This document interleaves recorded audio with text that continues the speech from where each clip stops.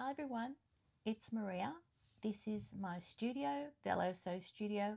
I'm known as Velosews on social media, and welcome to my update of the sewing that I did this week. So as a follow-up to the previous week, this is the block pattern of a shirt that we did in last week's pattern making class. So that was week 2, and I'll get on to week 3. This is what it looks like with the skirt, and I'm really happy with it.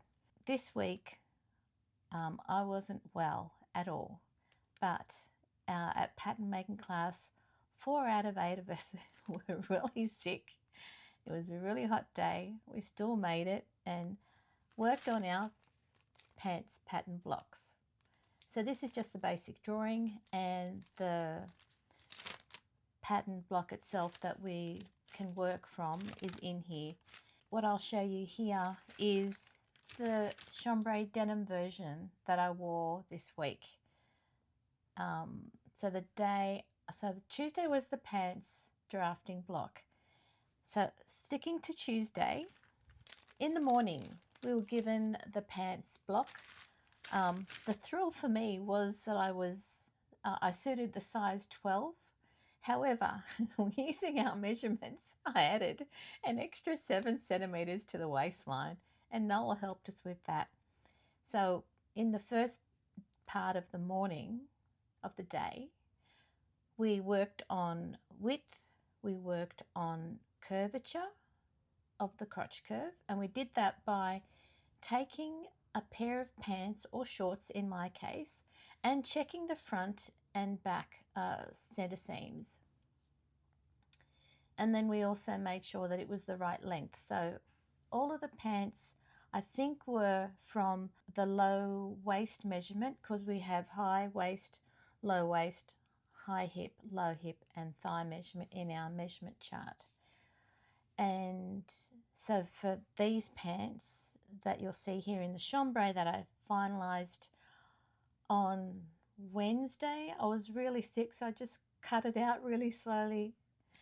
They're the straight leg version. So by midday on the Tuesday in class, we had a calico done, no waistband. We had the basic straight leg version of the pants. From lunchtime onwards, we had to figure out which design we wanted, so what type of pants we wanted. So while I was getting the straight leg version finalized with the waistband, I thought, well, why not do a bootleg cut as well? So now with my block, I've got both a straight leg pants block and a bootleg pants block. So I was really pleased with that. And while I was trying to recover and gain some momentum, I also went through my wardrobe, and I love this Yihad shirt, and based on the bodice block that we did the week earlier in day 2, where the pin is here, that's where my shoulder is. So this shirt is not an off the shoulder sleeve shirt, it's on the shoulder. So at some point I'm going to unpick the sleeve and resew it on where my shoulders are rather than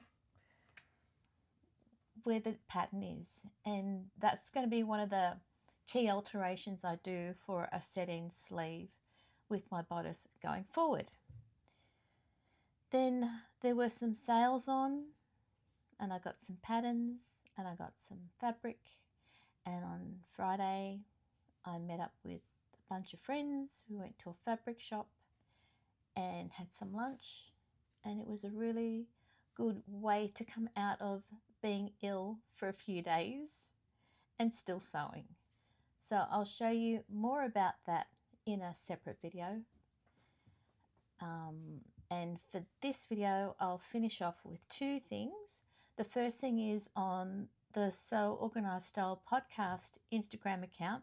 So the episode that went out this week was Ida Victoria from Norway. She's got a really lovely story as to how she started being an independent pattern designer, as well as an online pattern retailer, or fabric retailer, Notions.